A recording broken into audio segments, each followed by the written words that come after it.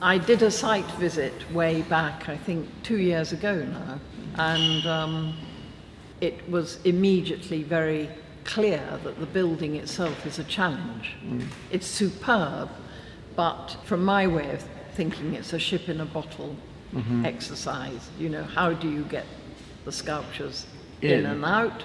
How do you maneuver sculpture in a building where the surfaces are integral to the form of the building? You know, superb glass roof, wonderful stone walls, superb wood floor, none of which is particularly user-friendly. You've got to respect it 100%. So it seemed that psychologically there was something quite authoritarian about that. So the time lapse between the site visit, thinking about it, and allowing the memories of it to, in a way, become distorted, you know, to the point of perhaps almost feeling frustrated of how am I going to get the work in there? What am I going to do? You know, we can't touch the floor. We can't hang things from the ceiling. We can't touch the walls, you know. It became a kind of paranoia that took on a life of its own. I think something kind of welled up in me, which was don't collude with the preciousness of the building.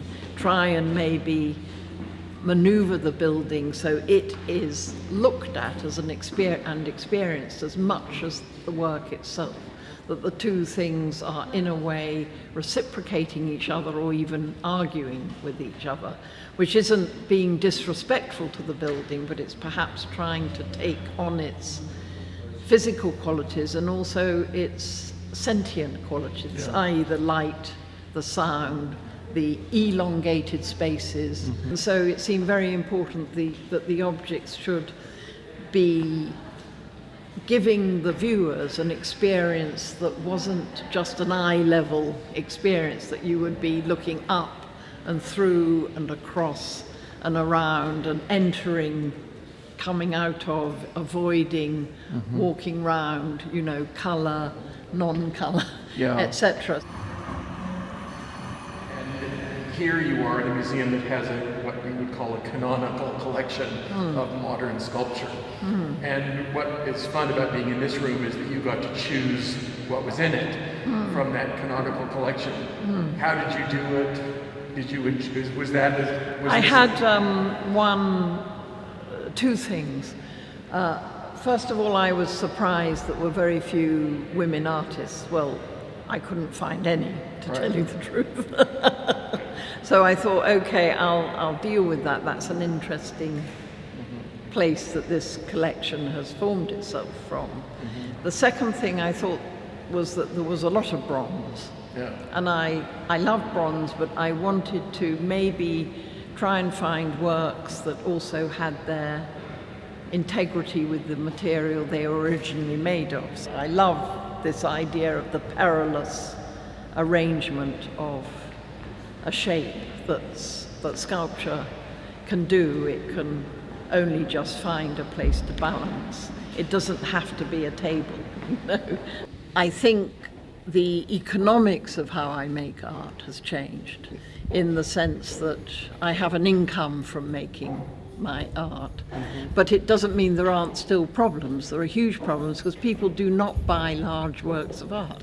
You know, so I then have the problem of having to discuss whether works are kept on hold or whether they are destroyed. So in some ways nothing changes.